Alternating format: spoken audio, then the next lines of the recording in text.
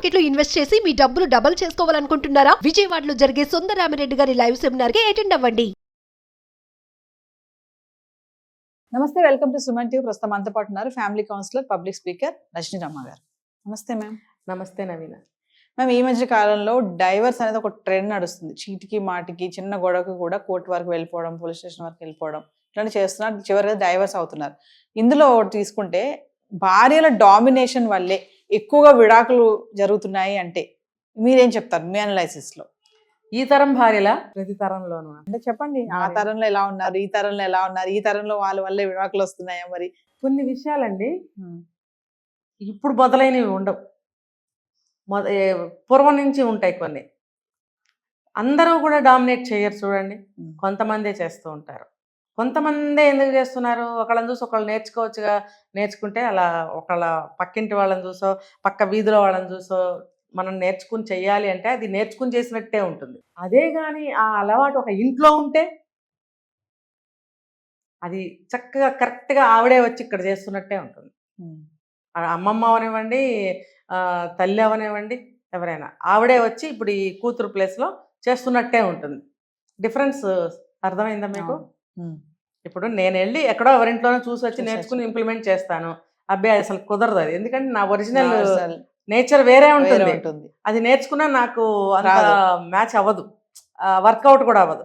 అదే కానీ ఇంట నుంచే వస్తే అలవాటు, జీన్స్ నుంచి వస్తే ఏం చేయలేము. అది కదా తేడా అక్కడ ఉంది. అలా వచ్చినదే డామినేషన్ గా తయారవుతుంది. అలాంటి ఇళ్లలోంచి వచ్చిన అమ్మాయిల డామినేషన్సే అలా చేసిన వాళ్ళదే డామినేషన్ అని చెప్పుకోవాలి. అంటే స్వతహాగా కాదు అంటారు మీరు, అది జీన్స్ ఉంటుంది అనమాట. అది జీన్స్ గా మారిపోవచ్చు బిహేవియర్. ఇప్పుడు మొన్న ఒక ఆవిడ చెప్తుంది, నా అంత ఆవిడ చెప్పింది, వాళ్ళ అమ్మకి నాయనమ్మ ఉందంట. వాళ్ళ అమ్మకి నాయనమ్మ కదా, పోనీ అమ్మమ్మ అనుకోండి.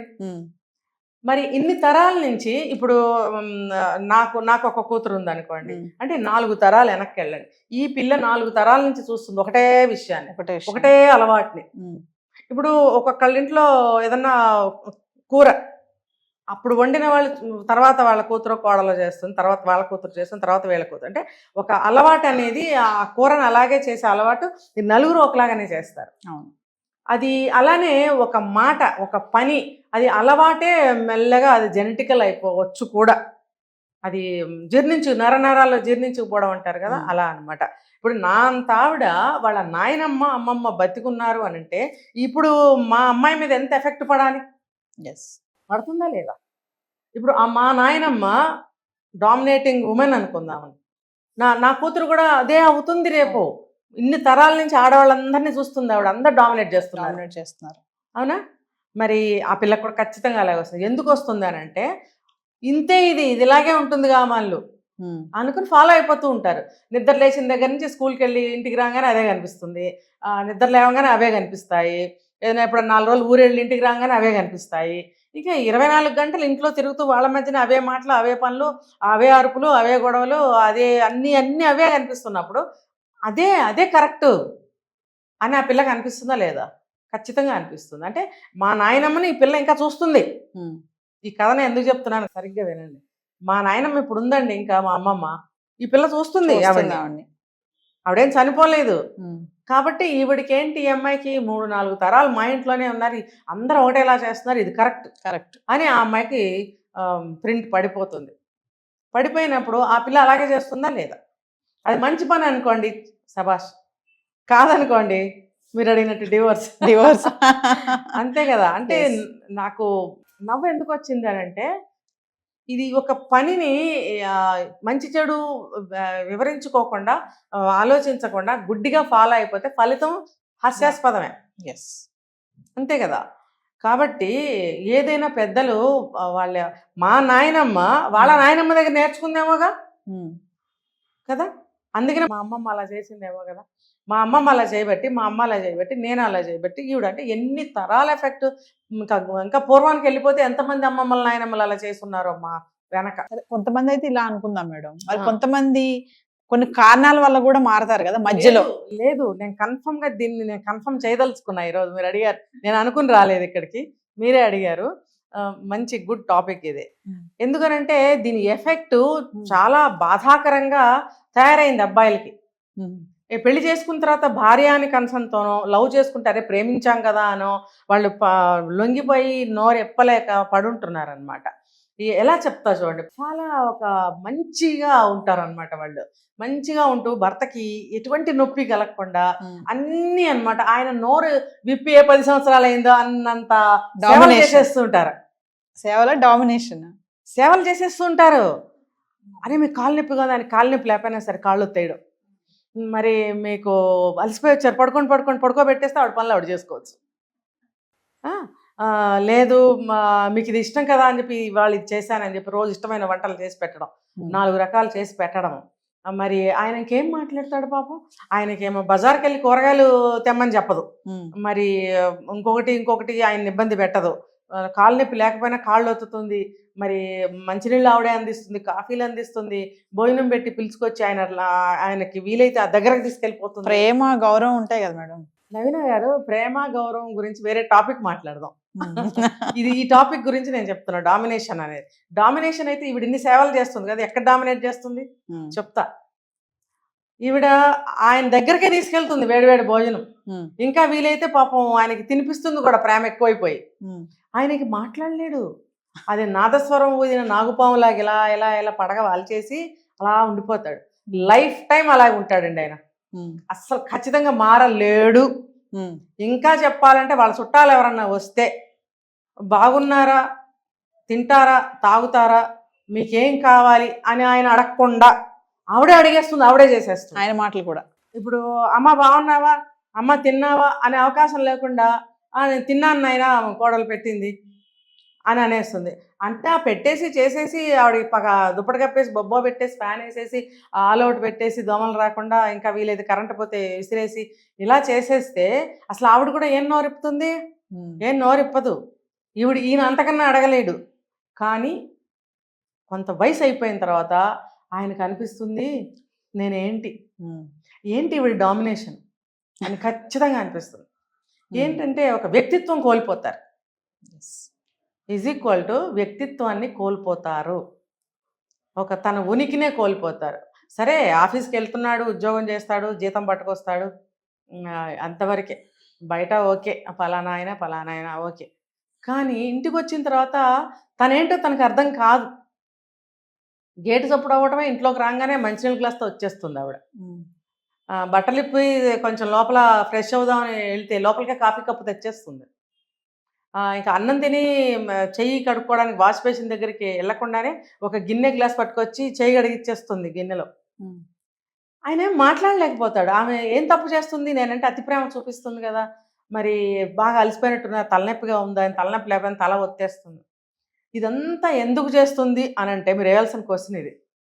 నేనే చెప్తాను ఎందుకు చేస్తుంది అని అంటే, ఆవిడ గ్రిప్ లో పెట్టుకుంటున్నారా? నేను ఎక్కడా తప్పు చేయట్లేదు, నువ్వు నన్ను అనటానికి ఒక్క అవకాశం కూడా నీకు లేకుండా నేను ఇంట బయట కష్టపడుతున్నాను, అన్నీ చేస్తున్నాను, నీ వాళ్ళని పలకరిస్తున్నాను, నీ వాళ్ళకి ఏదైనా ఇబ్బంది వచ్చిందంటే ఊరెళ్ళి నేనే అన్ని చేసి వస్తున్నాను, వాళ్ళకి ఏదైనా కావాలంటే నేనే వెళ్ళి ఇచ్చొస్తున్నాను, వాళ్ళు వస్తే కూడా నేను ఎత్తిన పెట్టి చూసుకుంటున్నాను, నా మీద ఒక కంప్లైంట్ చేయమనండి చూద్దాము, మీకు కూడా ఏ నొప్పి లేకుండా చూసుకుంటున్నాను అని ఏదన్నా ఒక రోజున క్వశ్చన్ రైజ్ అయితే చెప్పడానికి సమాధానాలు ఆవిడ దగ్గర మొత్తం రెడీగా ఉంటాయి కాబట్టి ఈయన కూడా వేయడు ఆ క్వశ్చన్. కానీ ఈయన కానీ వాళ్ళ బంధువులు అంటే దగ్గర వాళ్ళని తీసుకుందాం, తల్లో చెల్లో ఆ తండ్రో వీళ్ళని తీసుకుందాం, వీళ్ళందరికీ కూడా ఉక్కిరి బిక్కిరిగా ఉంటుంది. ఎందుకో చెప్పనా, వీళ్ళు మాట్లాడుకోవడానికి అవకాశం ఉండదు. టైం ప్రకారం పెట్టేసి దుప్పటి కప్పి పడుకోబెట్టి తలుపు దగ్గరికేసి వచ్చేస్తే మళ్ళీ లేచి వచ్చి ఆవిడ కొడుకుతో మాట్లాడాలనే ఆలోచన మానుకుంటుంది ఆవిడ. ఇంత చేసిన తర్వాత నేను వెళ్ళి కొడుకుతో మాట్లాడితే నా మీద కొడుకు ఏం నేర్పుతుందో అని కోడలు అనుకుంటుందేమో అని ఆవిడ లేచే ప్రయత్నం చేయదు, ఈయన చేయడు. మేమిద్దరం ఏమన్నా మా ఆవిడ మాట్లాడుకుంటున్నామని మా ఆవిడ అనుకుంటుందేమో అని ఈయన చేయడు. కొన్నాళ్ళు గడిచిన తర్వాత వీళ్ళకి ఊపిరి ఆడదు, గిలగిలలు ఆడతారు. ఏమవుతుందంటే పిల్లిని లోపల పెట్టి గనక మనం ఇది చేస్తే తిరగబడుతుంది చూసారా, అంటే ఇక్కడ ఆవిడేమీ ఇబ్బంది పెట్టలేదు, ఇలా అన్నీ చేసేస్తుంటే కూడా అలాగే ఫీల్ అవుతారు వాళ్ళు. అవి తిరగబడినప్పుడు ఫ్రిక్షన్స్ వస్తాయి, వచ్చినప్పుడు విడాకులు అవుతాయి అన్నమాట. ఆ డామినేషన్ అనేది మా పూర్వీకుల నుంచి చూస్తూ ఈ పిల్ల ఇప్పటి వరకు చూసి వచ్చింది కాబట్టి స్టేజ్ వరకు ఆ అమ్మాయికి కూడా అవే వస్తాయి. వచ్చి ఏం జరుగుతుందంటే అదే బిహేవియర్ భర్త దగ్గర చేస్తుంది. చివరికి ఆ భర్త తన తల్లిదండ్రులతో కానీ తోడబుట్టిన వాళ్ళతో కానీ బంధువులతో కానీ ఏమని సమర్థిస్తాడంటే, ఆ అమ్మాయి చాలా మంచిది, తప్పు పట్టడానికి లేదు అసలు, తన మీద మీరు ఏం చెప్పడానికి వీలు లేదు అసలు, ఇంత బాగా చూస్తుంటే, ఇన్నేస్తుంటే, ఇంత మంచిగా ఇల్లు దిద్దేసుకుని అన్నీ కూడా ఇంటా బయట చూసుకుంటుంటే మీరు అనటానికి, బ్లేమ్ చేయడానికి, క్వశ్చన్ చేయడానికి అవకాశం ఎక్కడుంది, నాకెందుకు ఇలాగా చెప్తున్నారు మీరు అని ఎదురు తిరిగే స్థితికి వస్తాడు. తర్వాత కొంతకాలానికి రియలైజ్ అవుతారు, కానీ అప్పటికేం మిగలదు. ఇంకా మిగిలిన జీవితం నువ్వు అలా బ్రతకవలసిందే. లేదు అంటే ఇగో మీరు అడిగారు కదా విడాకులని, విడాకులు ధైర్యం చేసి విడాకులు ఆవిడ ఇవ్వాలిగా, మరి ఇస్తుందా తెలీదు నాకు. ఇటువంటి వాళ్ళు ఇస్తారా అనేది నాకు తెలీదు. ఇంకొక కేటగిరీ నిజంగా చిన్న చిన్న వాటికి అహంకారానికి పోయి గొడవలు పడి ఇదైతే మాత్రం డామినేషన్ చేస్తే ఖచ్చితంగా డివోర్స్ అనేవి అవుతాయి. అడ్జస్ట్మెంట్స్ లేక, కోఆర్డినేషన్ లేక. ఈ యాంగిల్లో చూస్తే ఎక్కడా కూడా ఏమంత నా మాట చెల్లాలి, నాదే డైరెక్ట్ గా బిహేవ్ చేస్తారు కదా. ఏదన్నా ఇది చేయాలంటే ఇలాగే చేయాలి, ఇంకా ఎక్కడికైనా వెళ్ళాలంటే వెళ్ళాలి, అది కొనాలి, తీసుకురావాలి, నా వాళ్ళే రావాలి, నీ వాళ్ళు రావడానికి వీల్లేదు. ఇలాగా అహంకారపూరితమైనటువంటి గొడవలు జరిగితే కనుక అది డామినేషన్ కిందకే వస్తుంది. అది కూడా వచ్చినప్పుడు ఏదో సర్దుకున్నంతకాలం సర్దుకుంటారు. అసలు ముందు నుంచే సర్దుకొని స్వభావాలు ఉంటే ముందు నుంచి గొడవలు వస్తాయి. కొంతకాలం సర్దుకుని తర్వాత సర్దుకోలేకపోతే కూడా డివోర్స్ అని, గొడవలని వస్తూనే ఉంటాయి. కాబట్టి ఎక్కడ అవసరము, ఎక్కడ లేదు అనేది ఆలోచించుకోవాలి. ఈ అహంకారానికి పోతే చెడేది మనమే. ఎందుకు మనం అహంకారానికి పోవాలి? ఇద్దరు వ్యక్తులు పెళ్లి చేసుకుని కలిసి జీవితాన్ని ముందుకు తీసుకెళ్ళాలి, పిల్లలు పుట్టారు, పిల్లల్ని మంచి దారిలో తీసుకెళ్ళాలి, మన జీవితానికి ఒక అర్థాన్ని, పరమార్థాన్ని కల్పించుకోవాలని అనుకోకుండా అహంకారాలకు పోయి డామినేషన్లకు పోతే అవి చూసి మళ్ళీ మన పిల్లలు నేర్చుకుంటారు కదా. అప్పుడు మరి వాళ్ళు మిమ్మల్ని ఎదిరించవచ్చు. ఇప్పుడే మీరు ఇంతకాలం తర్వాత పిల్లలు పుట్టాకో ఎప్పుడో మొదలైనవి మీకు, ఆ పిల్లలు ఇప్పటి నుంచే మొదలు పెడతారు, మీతోనే ఫైటింగ్ మొదలు పెడతారు. ఇప్పుడు చూస్తున్నాం కదా, తల్లుల మీద అటాక్ చేయడము, తండ్రుల మీద అటాక్ చేయడము, సిబ్లింగ్స్ మీద అటాక్ చేయడము. దేనికి ఇదంతా జరుగుతుందంటే చూసి ఇలా నేర్చుకుంటారు. మీరు చాలా మంది సెషన్స్ తీసుకుంటూ ఉంటారు కదా, వైఫ్ అండ్ హస్బెండ్స్ వస్తూ ఉంటారు కదా కౌన్సిలింగ్ కి. మరి ఇలా డామినేషన్ చేసే భార్యలు అంటే భర్తలు చెప్పడం కానీ ఇలాంటివి ఏమన్నా జరిగాయా? అమ్మో చాలా అండి, భలే మంచి ప్రశ్న వేశారు. చాలా కౌన్సిలింగ్కి అడుగుతుంటారు, వస్తుంటారు. వాళ్ళు ఏంటంటే ఏం చేయాలి అని అంటారు, డైరెక్ట్గా అడుగుతారు. మా ఆవిడ విడాకులు ఇవ్వాలనుకుంటున్నానండి, ఏం చేయమంటారు? నేను మా ఆవిడ నా దగ్గరికి రావట్లేదు, నేను ఎవరితో సంబంధం పెట్టుకోవాలనుకుంటున్నాను, మరి ఏం చేయమంటారు? ఇలాంటివన్నీ అడుగుతుంటారు. ఏంటంటే కోపం వాళ్ళ మీద. కాబట్టి ఇలాంటివి తెచ్చుకోవద్దని చెప్తున్నా నేను. దానికి కౌన్సిలింగ్ తీసుకుంటే కూడా చాలా మంచిది. కౌన్సిలింగ్ తీసుకోండి. అలాంటి సమస్య ఏదైనా వచ్చినప్పుడు ఏ వయసు అయినా పర్వాలేదు, కౌన్సిలింగ్ తీసుకుంటే ఏంటంటే సమస్యకి ఒక పరిష్కారం దొరుకుతుంది, ఒక మార్గం అనేది దొరుకుతుంది. ఇప్పుడు మనం చీకట్లో కూర్చొని ఆలోచిస్తున్నాం అనుకోండి, ఆ సమస్య ఇంకా పెద్దదవుతుంది. ఆ చీకటి అంటే చీకటి కాదు, ఆలోచనలు అనేటువంటి ఒక చీకట్లో మనం ఉంటాం కాబట్టి అటువంటి ఆలోచనలు చేస్తున్నప్పుడు మనకి దిక్కు తోచదు. చివరికి చనిపోవాలనిపించడమో, విడాకులు తీసుకోవాలనిపించడమో, లేదా చంపేయాలి, ఇలాంటి పిచ్చి పిచ్చి ఆలోచనలన్నీ వస్తాయి. కాబట్టి అటువంటి ఆలోచనలు ఎప్పుడు వచ్చినా సరే ఫస్ట్ ఎయిడ్గా ఒక కౌన్సిలింగ్ తీసుకోవడానికి ప్రయత్నం చేయమంటారు. ఎందుకంటే జీవితం అనేది చాలా పవిత్రమైంది, చాలా ఉన్నతమైంది. ఇద్దరు మనుషుల్ని కలిపి ఒక బంధం, ఇవన్నీ కాపాడుకోవాలి. పెళ్లి చేసుకున్నది ఎందుకు? ఇప్పుడు పెద్దవాళ్లే ఫోన్ చేస్తున్నారండి నాకు. ఒక 80 సంవత్సరాల స్త్రీ ఫోన్ చేసింది నాకు. ఏం చెప్పాలి ఆ వయసులో ఆవిడ బాధలు ఎలా తీర్చాలి? 80 సంవత్సరాలు ఆవిడ రాగలదా? తీసుకుని రాగలదా? అసలు ఎట్లా ఈ సమస్యలకి పరిష్కారం ఏంటంటే ఈగోస్, డామినేషన్స్, ఇవన్నీ అన్నమాట. ఏ వయసు వచ్చినా ఈ సమస్యలు ఉన్నాయి. ఇప్పుడు 100 సంవత్సరాలు ఎవరు బతకరు, ఎక్కడో మహానుభావులు. ఈ 100 సంవత్సరాలు బతికామనుకోండి, ఈ 100 సంవత్సరాల కోసం కొట్టేసుకుని, తన్నేసుకుని ఇలా అహంకారాలకి పోతే మనం ఏం మిగుల్చుకుంటున్నాం? ముందు ఆయన పోయాడు అనుకోండి, ఏడుపు చూతున్నాడు, మహా పొగరబోతాడు, పోయాడు, దరిద్రం వదిలింది అనుకుంటారు. ఆ స్త్రీ పోయింది అనుకోండి, రాక్షసి, అమ్మ చచ్చింది, దరిద్రం వదిలిందని అనుకుంటారు. ఇలాంటి పేరే కదా మనకి మిగిలేది. మీరు ఇంతకాలం చేసిన మంచి పనులు ఉంటాయి, అవన్నీ కౌంట్లోకి రావు. ఇప్పుడు ఇవే వస్తాయి. ఎవరు ముందు పోతారో వాళ్ళు అదృష్టవంతులు అనమాట. ఉన్నవాళ్ళు వాళ్ళని బదనాం చేసి వదిలిపెట్టారు. కాబట్టి మనం కష్టం ఎటు పడుతున్న కష్టం పడుతున్నాం కాబట్టి ఒక మంచికి ఆలోచించండి, ఒక బంధాన్ని నిలబెట్టుకునే ప్రయత్నం చేయండి. మీకు చేత కాకపోతే చేత కాక అని కూడా నేను అనను, ఆ ఇదిలో మీకు తెలీదు ఏం చేయాలనేది, ఆ స్పర్శ కోల్పోతుంది మైండ్ అనేది అది. కాబట్టి అలాంటి సందర్భంలో కౌన్సిలింగ్ తీసుకుంటే కనుక మీకు ఒక మంచి ఉపాయం దొరుకుతుంది, అందులో నుంచి బయటపడే ఛాన్సెస్ ఉంటాయి, సరే అయ్యే ప్రయత్నాలు కూడా జరగచ్చు కదా. Yes. కాబట్టి కౌన్సిలింగ్ తీసుకుంటే కూడా మంచిగా జీవితాలు బాగుంటాయి. Thank you ma'am.